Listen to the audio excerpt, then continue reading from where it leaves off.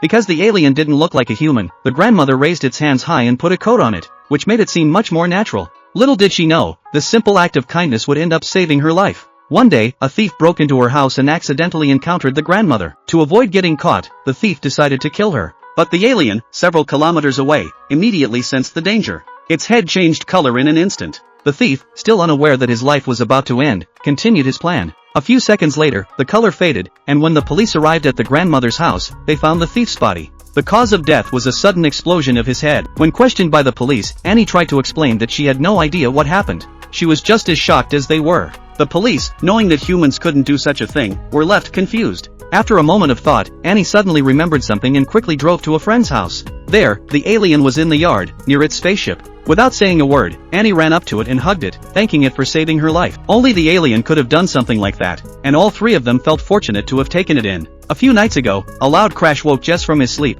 and it seemed that something had fallen. He rushed outside to check and found that an alien spaceship had landed in his yard. Jess couldn't believe what he saw and quickly dialed the police. However, when the police heard it was an alien spaceship and realized Jess was an elderly man, they assumed he was suffering from dementia and had dialed the wrong number. Without hesitation, they hung up. Left with no choice, Jess decided to let it go for now. The next night, when he went outside to check again, an alien crawled out of the spaceship. The alien seemed to be in poor condition, lying motionless on the ground. Jess was startled and hurried back inside to call the police again, reporting that another alien had appeared. The police warned him that if he continued wasting resources with such absurd claims, they would arrest him. Still not convinced, Jess went to a community meeting that day and shared what had happened about the spaceship and the alien. Everyone went silent, clearly not believing him. It all seemed too unbelievable. Even his friends scolded him for talking about it during such an important meeting. When Jess returned home, the alien had crawled up to his doorstep and appeared to be stronger, though still helpless. Jess couldn't bear to see it in such a state. He went inside, grabbed a glass of water, and then brought a blanket for the alien.